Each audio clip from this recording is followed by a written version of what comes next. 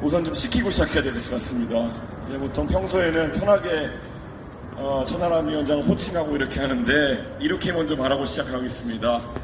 야, 나 안 죽어. 절대 죽지 않겠습니다, 여러분! 박수 부탁드리겠습니다! 예, 저도 이제 정치를 한 지 12년, 13년 되고 나니까 정치에서 제가 가졌던 많은 경험들이 주마등처럼 지켜나가곤 합니다. 그런데 제가 한 가지 전국을 다니면서 이제 정치를 바라보다 보면은 대한민국의 굵직굵직한 정치적 여정마다 정말 이상하리만큼 특징적인 현상들이 있었습니다. 제가 마산에 가가지고, 우리 함익병 원장님 마산 출신인데, 마산에 가가지고 3.15 의거, 4.19 혁명의 시발점이 되었던 3.15 의거 기념식에 가보면은 그 내용을 살펴보면 이렇게 되어 있습니다. 마산에서 결국 부정선거에 대해서 항의하던 마산과 아무 관계없는 전라북도 남원에서 유학 온 김주열 열사가 돌아가시면서 이 사건이 발생합니다.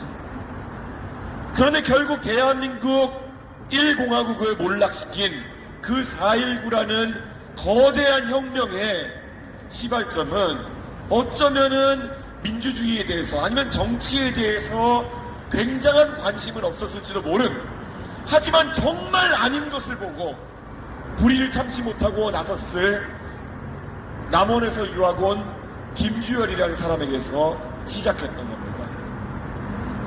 그리고 우리 사회에 있어서 또 하나의 마음 아픈 지점이었던 광주의 5.18을 생각해보면은 아마 5.18에서 희생되었던 그 많은 사람들 중에 정말 그날이 오기까지 본인이 그 투쟁의 선봉에 서가지고 시민군의 역할을 할 거라고 생각했던 사람은 없었을 겁니다. 정말 공수부대가 진압하러 오는 그날까지도 과연 우리를 쏠까 하면서 그 앞에 섰을 사람들이 대부분이었을 겁니다. 그게 그런 겁니다. 정말 대한민국의 민주주의에 거대한 위기가 오고 정말 국가의 위기가 왔을 때 그때 정말 정치와는 아무 관계도 없고 정치를 꿈꾼 적도 없었을 사람들이 정치의 전면에 나서게 되는 것이 대한민국의 역사 속에서의 숙명이었습니다. 저는 사실 비례대표 일가 우리 이주영 후보 처음에 정치에 영입하기 위해서 제가 연락을 드렸을 때 사실 이 정도로 정치적 역량이 뛰어나시고 또 이렇게 연설도 잘하시는 분인지 잘 몰랐습니다. 근데 그런 겁니다. 정말 아닌 것에 항거하고 정말 무엇을 바로잡겠다는 의지가 있으면은 아마 여기 계신 누구도 굉장히 뛰어난 정치인이 될 수 있는 것이 바로 정치라는 공간입니다. 누구라도 문제의식을 올바르게 가지고 해결하기 위해서 달려나가는 순간 여기 있는 모든 분들은 정치의 대상이 아니라 정치의 주체가 될 수 있는 겁니다. 그래서 우리가 모두가 문제의식을 가지고 정치의 주체가 됐을 때 우리는 하나의 혁명을 만들 수 있는 그런 세력이 됩니다. 여러분, 대한민국의 정치 지금 산적한 문제들이 많습니다. 우리가 개혁신당을 중심으로 같이 뭉쳐서 문제의식을 가지고 달려들면은 대한민국 정치, 대한민국의 병폐, 대한민국의 적폐 싹 해결할 수 있겠습니다. 같이 달려주시겠습니까, 여러분?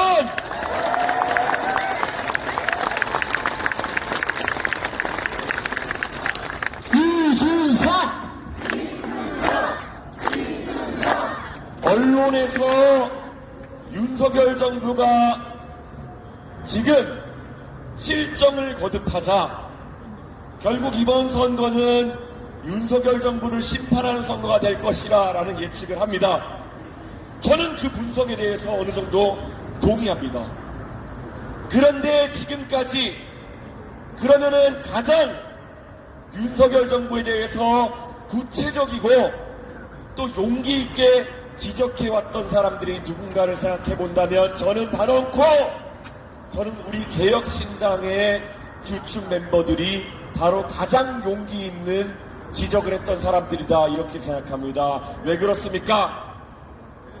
우리 개혁신당의 멤버들은 모두 다는 아닙니다만은 원래 지난 대통령 선거에서 여당에 소속되어 있던 인물들이었습니다. 그런데 대통령의 권력이 가장 세다고 하는 임기 1년 차에 우리가 조금만 고개 숙이면은 어쩌면 대통령에게 받아먹을 것도 많았을 것이고 어쩌면 한통속이 되어가지고 해먹을 수도 있었을 겁니다.